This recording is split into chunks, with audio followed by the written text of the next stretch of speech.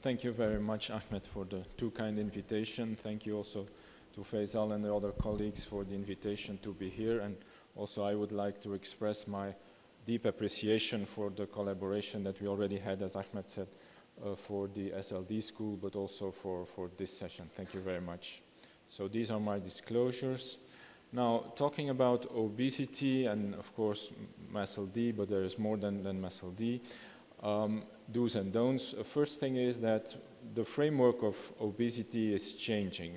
We are used to think about obesity in terms of numbers based on BMI, but the concept is changing with the consensus in the Lancet Commission that we should make a distinction between obesity and clinical obesity, which means that it is also a chronic disease, which is obviously linked to an excess of adipose tissue, but also to an impact on the function of organs and the tissues, and that includes obviously also the liver. So BMI-based definition of obesity, it's very simple, or there is obesity or there is none.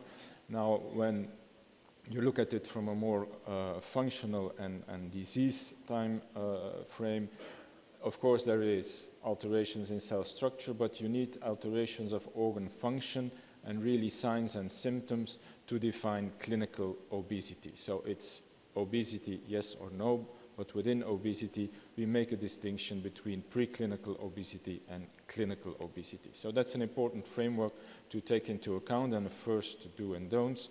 Not all obesity is created equal, and we have to assess not just symptoms, but organ dysfunction to make a clinical obesity diagnosis.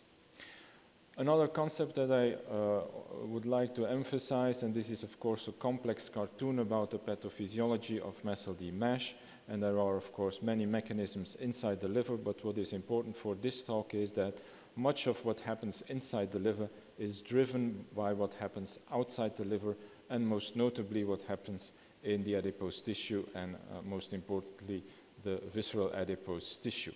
So disease progression in MASLD is not just a matter of what's happening inside the liver, but it's mainly driven by those extrahepatic drivers in the adipose tissue. They drive damage and inflammation, and of course intrahepatic mechanisms contribute.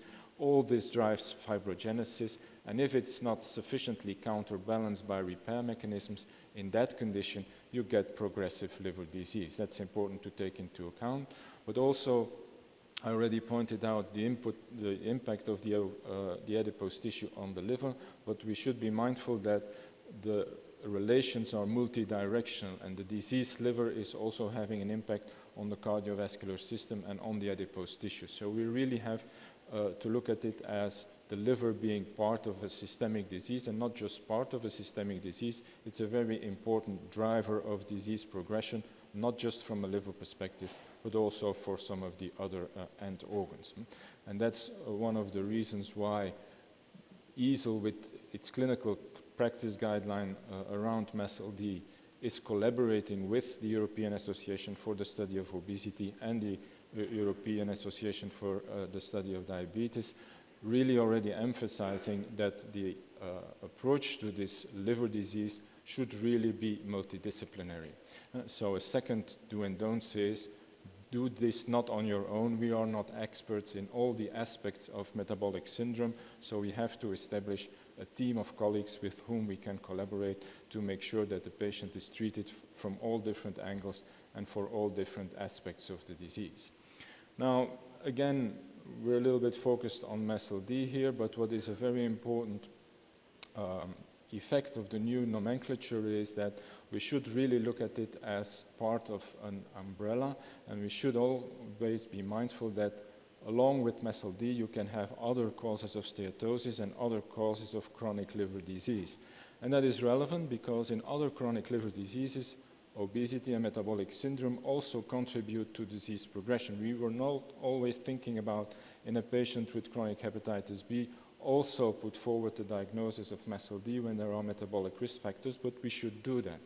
We know, for example, already a long time from this study that in a mixed group of patients with cirrhosis, obesity is a determinant in the prognosis and the probability to evolve to clinical decompensation. This is from the UNOS database, showing you also here that BMI has an impact on the risk of acute on chronic liver failure, or in chronic hepatitis B, the number of components of the metabolic syndrome also contribute to the risk of disease progression. So we should not just think about obesity and metabolic syndrome in terms of MASLD. We should also take it into account in the treatment of any other chronic liver disease, and that is important to keep in mind. Now, coming back to the EASL CPG, the most recent one that was launched last year, given the role of adipose tissue obesity in the pathogenesis of MASLD, obviously treating body weight, treating overweight and obesity is an important component of our approach. And so within the framework of the management of patients with MASLD, there's a prominent place for weight loss management, weight loss goals, and of course also the use of incretin-based weight loss drugs, for sure. Because we know that with weight reduction, and this is already a very old cartoon, well, very old, time flies, so it's from a study from 2015, very famous pyramid that shows you that based on liver histology, so the gold standard for assessment of treatment response, that with sufficient weight loss you achieve mass resolution and even fibrosis regression. So weight loss indeed works to improve the liver condition. We know, of course, that many patients will not sustainably achieve those goals, but if they achieve it, it works. Now, this is not just the case for MASLD. What we also know from studies in other etiologies, and most notably in patients with cirrhosis of mixed etiology, is that a weight loss program that is successful also reduces portal hypertension. So you see that with a 16-week intervention program, there was a significant drop in portal hypertension. This was a group of people with mixed etiology of cirrhosis and portal hypertension, and it was mainly the amount of weight loss that was the driver of the improvement in HVPG that was measured here.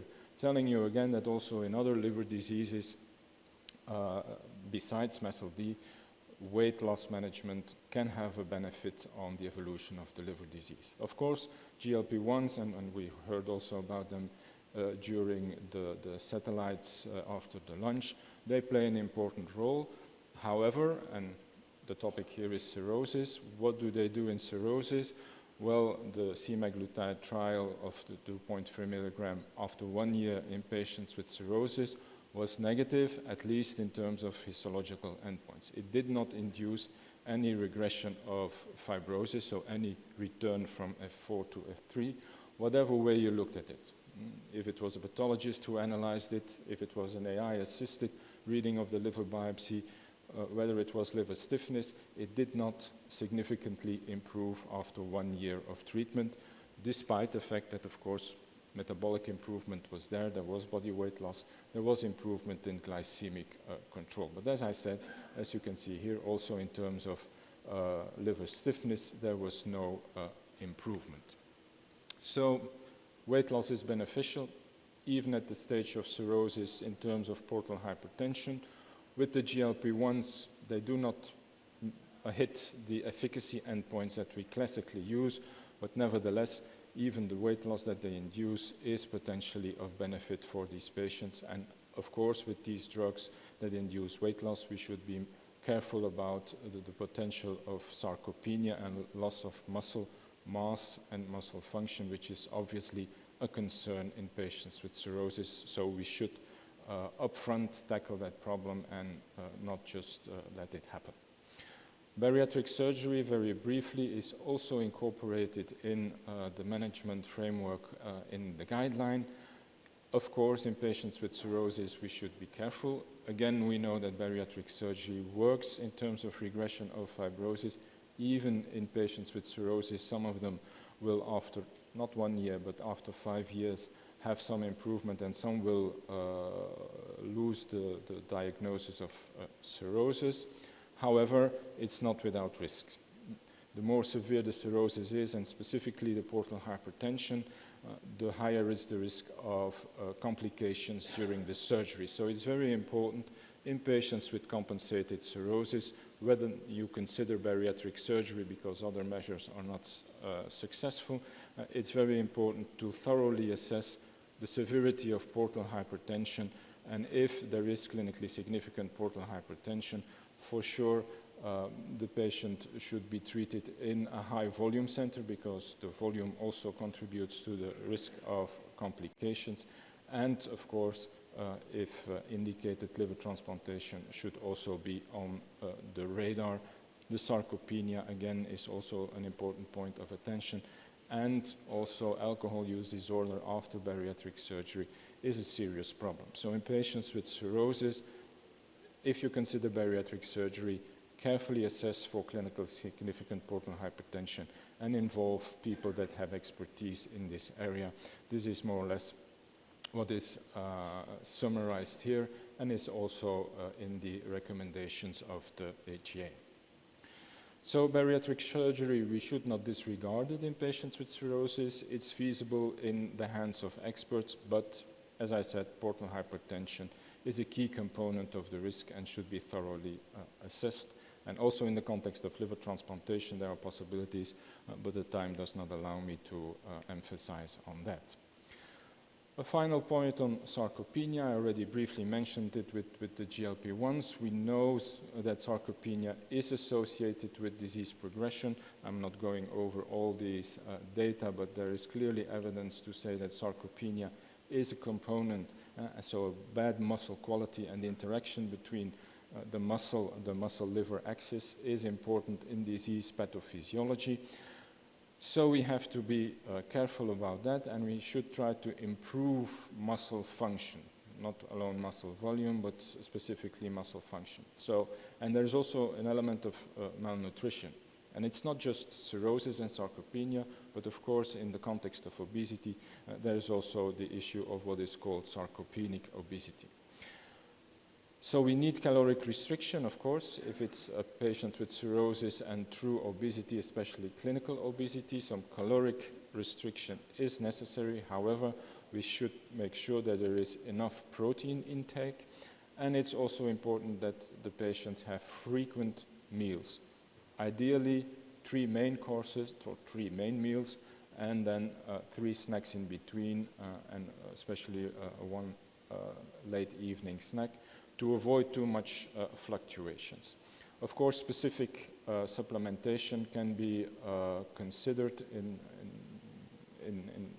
the context of the nutritional assessment, and the branched chain amino acid and leucine enriched amino acid can also be of value if there is inadequate oral intake. So looking at the nutritional composition, the quality, the pattern is important to improve. It are all small measures, but they can contribute substantially to improve the outcomes of the patients. Physical activity is the other thing that we need to take care of. It's not just nutrition, it's physical activity, especially again to strengthen the muscles.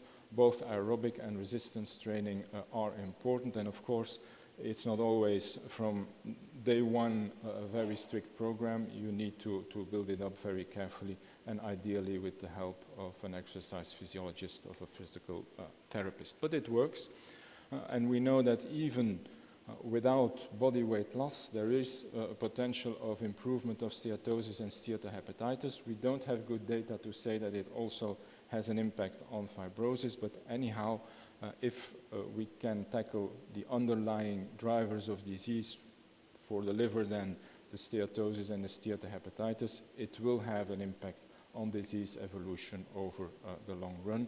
And at least in cirrhosis, we do have data that physical activity improves sarcopenia, so it's worthwhile to implement such a program in the overall management of the patients. As I said, it's not just one element or another, it's really tackling all those different aspects, and they can substantially improve the outcomes of the patients. And again, multidisciplinarity and collaborating with healthcare workers that are probably better trained and educated in doing some of these aspects is key to improve the outcomes of our patients. So sarcopenia, as I said, is an important element, and again, it's important to make sure that you have a team with all the competencies you need to have an optimal approach of the patient. So in conclusion, overweight and obesity, they contribute to disease progression, not just in MASLD-MASH, but in any chronic liver disease. A careful assessment of the nutritional status, I didn't discuss that, but it's important. Assess the nutritional status of the patient, even if he's living with obesity, and assessing sarcopenia and frailty is mandatory. The GLP-1s, in terms of liver benefit, you might say that we have insufficient data so far, but there are benefits that on the long run potentially benefit not only the whole cardiometabolic context, but also the liver. Still, we can consider bariatric surgery when the patient is at the stage of cirrhosis. And as I said, it's not just about weight loss, it's about food composition, food quality, pattern, exercise, and muscle mass. And again, I plead for a multidisciplinary approach with all the different expertise around the table for an optimal management of the patient. And with this, just for the guidelines, if you want to find them, you can easily find them in the EASL Guidelines app. It's free. You just need to register, and then you have all the guidelines in the pocket. And I just want to highlight the EASL SLD Summit that we have each year, and next year it will be in Hungary. And so if you want a real deep dive into steatotic liver disease, I warmly welcome to this event. Thank you.